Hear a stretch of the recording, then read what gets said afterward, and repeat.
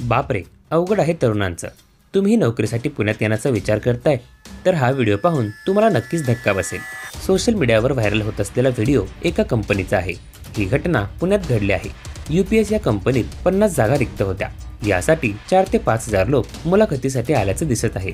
त्याचा परिणाम असा झाला की गर्दी इतकी वाढली की कंपनी बाहेर तरुणांची रांग उभी असलेली पाहायला मिळते, जिथे प्रत्येकजण हातात बायोडेटा घेऊन आपली वेळ येण्याची वाट पाहत असतो.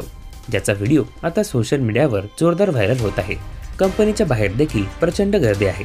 उमेदवार त्यांचे बायोडेटा गोळा करत आहेत, जेणेकरून ते त्यांना आतमध्ये पाठवता येतील. रांगेत उभी असलेली सर्व मुलं मुली वाट पाहत आहेत. तुम्ही नोकरीसाठी पुण्यात येण्याचा विचार करत असाल तर हा व्हिडिओ तुम्ही देखील एकदा पाहिलाच पाहिजे. देशात बेरोजगारीची स्थिती अत्यंत बिकट झाली आहे. काहींनी वाढती लोकसंख्या देखील यामागचं कारण असल्याचं म्हटलं आहे. अनेकांनी यावर प्रतिक्रिया दिल्या असून व्हिडिओमध्ये सुद्धा एक व्यक्ती तरुणांना हातातील नोकरी सोडू नका, बाहेर मोठ्या प्रमाणात स्पर्धा असल्याचं सांगत आहे. तसेच नेटकरीही यावर आता प्रतिक्रिया देत आहेत.